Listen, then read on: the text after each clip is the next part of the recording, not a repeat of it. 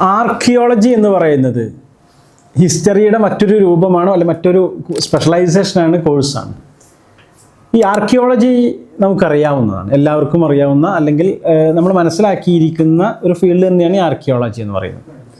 Archaeological survey of ഇന്ത്യയിൽ ഒരുപാട് തരത്തിലുള്ള വ്യത്യസ്തമായ ജോബുകളെയും നമുക്ക് അറിയാവുന്നതാണ്. പക്ഷേ നമ്മൾ മനസ്സിലാക്കിയതിനേക്കാൾ അപ്പുറമാണ് ആർക്കിയോളജിയുടെ സാധ്യതകൾ എന്ന് പറയുന്നത്. ആർക്കിയോളജി ഒരു സയൻറ്റിഫിക് ഫീൽഡിലേക്ക് ഒരു മെത്തഡോളജി ഉപയോഗപ്പെടുത്തിയിട്ട് പോകുന്ന ഫീൽഡ്. ഇപ്പോൾ even archaeobotany, archaeozoology, bioarchaeology, geoarchaeology, ഇങ്ങനെ തുടങ്ങിയ വ്യത്യസ്തമായ രീതിയിൽ നമുക്ക് ഈ ആർക്കിയോളജിയെ കൊണ്ടുപോകാൻ വേണ്ടിയിട്ട് പറ്റും. എക്സ്കവേഷൻസ് മാത്രമല്ല എന്നർത്ഥം.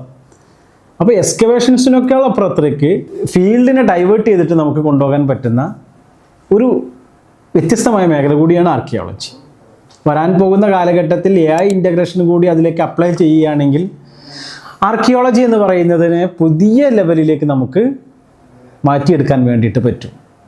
ഇൻട്രസ്റ്റിംഗ് ആണെങ്കിൽ, അതൊരു പാഷനാണെങ്കിൽ ആർക്കിയോളജി കണ്ടിന്യൂ ചെയ്തോളൂ, അല്ലെങ്കിൽ എടുത്തോളൂ. വളരെ നല്ല ചാൻസുള്ള ഒരു ഫീൽഡായിട്ട് നമുക്കതിനെ കൊണ്ടുപോകാം. All the best.